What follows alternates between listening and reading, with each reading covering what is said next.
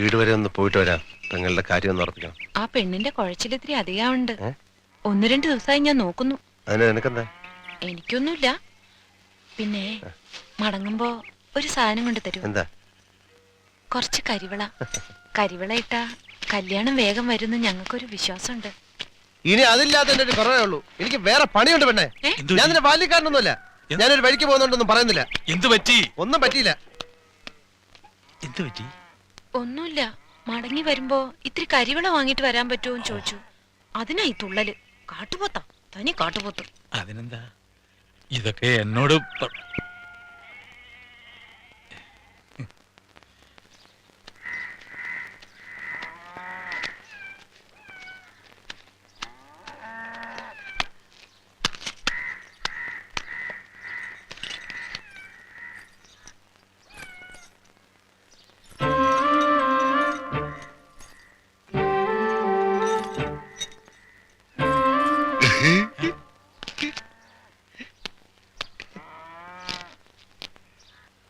എന്താണ് കിണിക്കുന്നേ?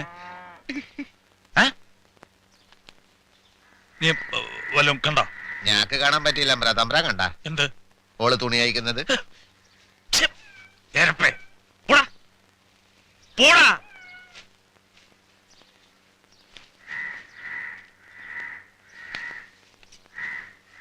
എടാ അവിടെ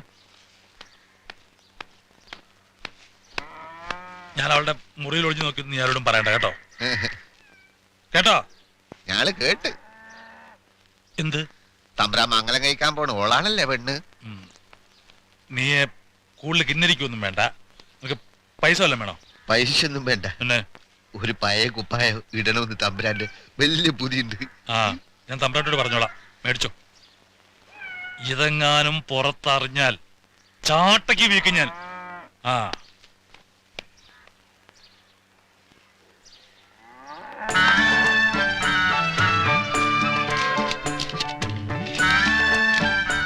കരളെ, എന്റെ മനസ്സിലെ കുരുത്തോല പന്തലിൽ നമ്മൾ ഒന്നാവുന്ന നാളും കാത്ത് കഴിയാണ് ഞാൻ. 1000 മുത്തങ്ങൾ കൊണ്ട് പൊതിഞ്ഞ ഈ കരിവളകൾ ഇതണിഞ്ഞ് നിന്നെ കാണുമ്പോൾ താളമേളങ്ങളുടെ ഉത്സവമായിരിക്കും എന്റെ മനസ്സിൽ. നിന്റെ ശ്രീകൃഷ്ണേട്ടൻ.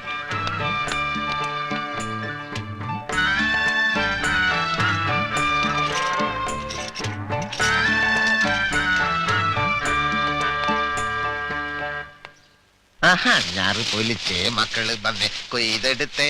തമ്പ്രാന്റെ മക്കള് കൊയ്തെടുത്തേ. പെണ്ണിനെ കണ്ടേ. ആഹാ,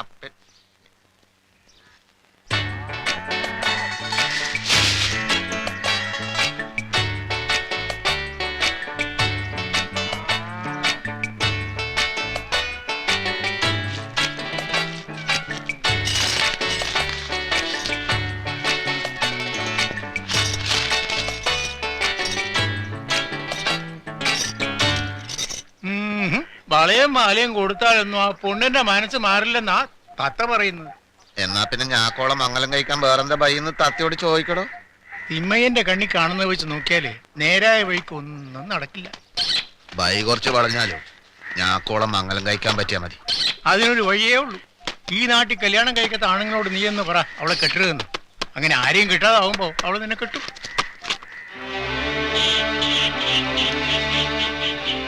ഈ തത്തക്ക് എന്ത് വില വരൂ? തത്തയെ വിൽക്കില്ല. തിമ്മയ്യന്റെ കുഴപ്പ വിൽക്കണ്ട. ഞാളിതിനെ കൊന്നാൽ എത്ര പൈസ തരണമെന്ന് അറിയാനാ. ഇഞ്ഞീന്റെ തത്തയും കൂടി ഞാളെ പെണ്ണിനോട് ഓരോ വേണ്ടാതീനം പറഞ്ഞു കൊടുക്കുന്നുണ്ട്. കൊന്ന് പൊട്ടക്കുളത്ത് താക്കുന്ന നായെ.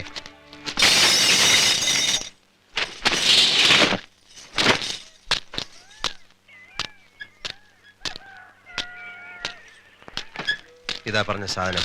എന്താ ഇത്? കരിവള. ഇനി ഇതിട്ടില്ലാന്ന് വെച്ചിട്ട് കല്യാണവും കളവാണോ ഒന്നും മുടങ്ങണ്ട. എന്തായാലും വാങ്ങിട്ട് വന്നില്ലേ, എന്റെ കയ്യിലൊന്ന് ഇട്ട് തന്നൂടെ? എന്നിട്ട് വേണം ആരെങ്കിലും കണ്ടിട്ട്. അമ്മ അമ്മ അമ്മ അമ്മ.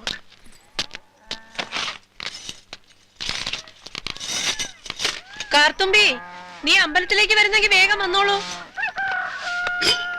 പെങ്ങളെ, കാളക്കാരൻ വേലയും വന്ന് ഇവിടെ തന്നെ നിൽക്കാൻ വേണം. ഞാൻ ഇപ്പൊ വരാം.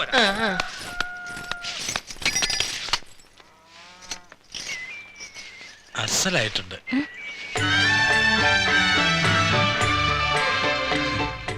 വളകളെ,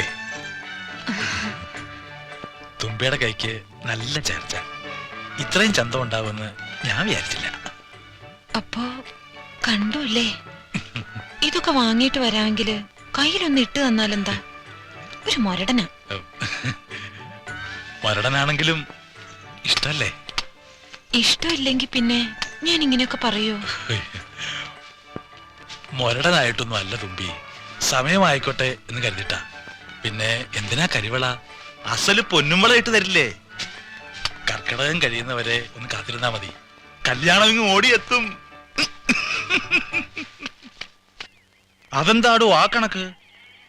ചെക്കന്റെ അപ്പന് കാലിച്ചന്റെ പൊരുത്ത, അതാ പണമായിട്ടില്ലെങ്കിൽ പശുവായിട്ടായാലും മതി എന്ന് പറഞ്ഞു. ചെക്കനോ? റെയിൽ വണ്ടിക്ക് കൊടി കാണിക്കണ പണിയാ. ആഹാ, ഏതായാലും ഇത്രയും കൊടുത്തിട്ട് ഇങ്ങനൊരു ബന്ധം വേണ്ട. അയ്യോ, ഇതിലും കുറച്ച് കുറയ്ക്കണമെന്ന് ആര് പറഞ്ഞു? കണ്ണയ്യന്റെ അല്ല പെണ്ണ്, മാടമ്പിപ്പെരയിലെ മാണിക്കന്റെ പെങ്ങളാ. മാടമ്പിപ്പെരയിലെ പെണ്ണിന് ചേർന്ന ഒരു ബന്ധമല്ല ഇത്. കൊച്ചമ്പ്രാൻ എന്തൊക്കെയായി പറയണത്? ഇവിടെ വന്ന് ഇക്കണ്ടതെല്ലാം ഉണ്ടാക്കാൻ എന്റെ കൂടെ നിന്നവനാ മാണിക്കൻ. അവന്റെ പെങ്ങള് എന്റെയും പെങ്ങളാ. 20 പവന്റെ ആഭരണവും 25,000 രൂപയും കൊടുക്കാം. ചേലത്തെ ഒരു ചെക്കനെ കണ്ടുപിടിച്ച് ഉറപ്പിച്ചോളൂ. കണ്ണയ്യൻ ഇനി കല്യാണക്കുറിയും കൊണ്ട് ഇങ്ങോട്ട് വന്നാ മതി, കൂടുതലൊന്നും ചോദിക്കണ്ട. കൊച്ചമ്പ്ര, അത്രക്കൊക്കെ വേണോ? മാടമ്പിക്കാര് വാക്ക് പറഞ്ഞ വാക്കാ. എന്താ സംശയമുണ്ടോ? അതില്ല. ഈ കൊല്ലം ഈ മുറ്റത്ത് കുറെ പന്തല് പോകും. എല്ലാം കൂടെ ഒരുമിച്ചായാൽ എന്താന്നാ ഞാൻ ആലോചിക്കുന്നത്. ഞാൻ എന്തോ ആലോചിച്ചല്ലോ. ആ, കണ്ണയ്യന് വഴിച്ചിലുള്ള പണം വേണ്ടേ? നിക്ക്. നീ കേട്ടോടാ മോനെ, സർക്കാർ പണിക്കുണ്ടോടാ പാടപ്പിപ്പരിലെ അടുക്കള പണിയുടെ മാഹാത്മ്യം. നന്ദിയുള്ളവരാ, പൂജിക്കണം, പോയിട്ട് പൂജിക്കണം. പൂജിക്കണം. താലിയും മാലും ഒക്കെ പറച്ചിക്കാവി കൊണ്ടുപോയി പൂജിക്കണം. അതൊക്കെ നിശ്ചയം കഴിഞ്ഞിട്ട്. എങ്കിലും എന്റെ കൃഷ്ണ, ഇത്രയും കാലം ഈ പെണ്ണ് ഈ വീട്ടിലുണ്ടായിട്ട് നിന്റെ മനസ്സിൽ ഇവളായിരുന്നു എന്ന് എനിക്ക് തോന്നിയില്ലല്ലോ. അച്ഛൻ അറിഞ്ഞു തന്നെയാ നിനക്ക് പേരിട്ടിരിക്കണേ. കൊള്ള കൃഷ്ണനാണ്. ഞാൻ പോലും അറിയാതെ എന്തൊക്കെയാ ഒരുക്കിയിരിക്കണേ. ആദ്യായിട്ടാ ഒരു പെണ്ണ് വേണമെന്ന് തോന്നിയത്. അപ്പൊ തിമ്മയ്യൻ പറഞ്ഞു കർക്കിടകം കഴിഞ്ഞിട്ട് എല്ലാരോടും പറഞ്ഞാ മതിയെന്ന്. ഇതിനെന്തെങ്കിലും മുടക്കം തന്നാ പിന്നെന്റെ ജീവിതത്തിൽ ഇങ്ങനൊരു സംഭവം ഉണ്ടാവില്ല. ഇതിനിപ്പോ എന്ത് മുടക്കുണ്ടാവാനാ? ഒന്നുമില്ല, എന്നാലും പെങ്ങക്ക് പെണ്ണെ ഇഷ്ടപ്പെട്ടോ? ലക്ഷ്മി അല്ലേ അവള്? ഇനിയിപ്പൊ മൂദേവി ആയാലും നിനക്ക് ഇഷ്ടപ്പെട്ട എനിക്ക് ലക്ഷ്മിയാ. ആ പെങ്ങള് ആ മാണിക്കനോട് ഒന്ന് പറയണം. അവനും തുമ്പിയും തമ്മിൽ കണ്ട കീരിയും പാമ്പും പോലെ. ഇനി നമ്മളെല്ലാം ഒരു കൂരയ്ക്ക് കീഴിൽ കഴിയേണ്ടവരല്ലേ? ഇതൊക്കെ അറിയുമ്പോഴേ അവന്റെ മനസ്സ് മാറില്ലേ? അവന്റെ ഏട്ടത്തിയമ്മയല്ലേ, തോളിലേറ്റി നടക്കും അവൻ. ഞാൻ ഇതൊക്കെ അവളെ ഒന്ന് കാണിച്ചിട്ട് വരാം.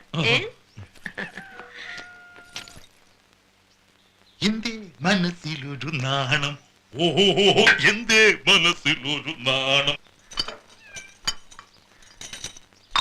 ഇവിടെ ഒരു പ്രേമം ഒളിച്ചു നടക്കുന്നത് ഞാൻ അറിഞ്ഞു.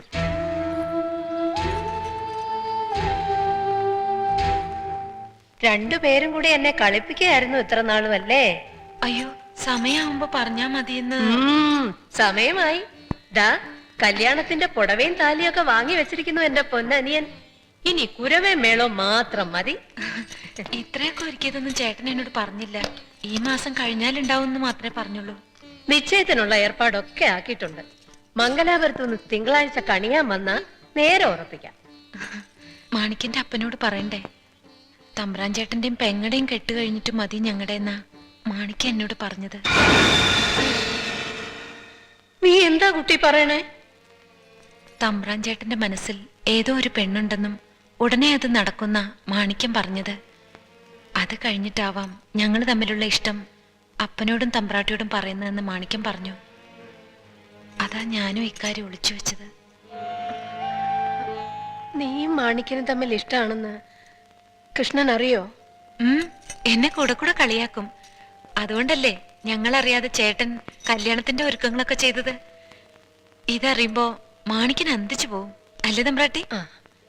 ഏതായാലും നീ ഇപ്പൊ ഇതൊന്നും മാണിക്കനോട് പറയണ്ട. കൃഷ്ണൻ തന്നെ നേരിട്ട് പറഞ്ഞോട്ടെ. അവന്റെ മനസ്സിൽ എന്തൊക്കെയാ ഉദ്ദേശമെന്ന് നിനക്കറിയില്ലല്ലോ. ശരി, ഞാനൊന്നും പറയുന്നില്ല.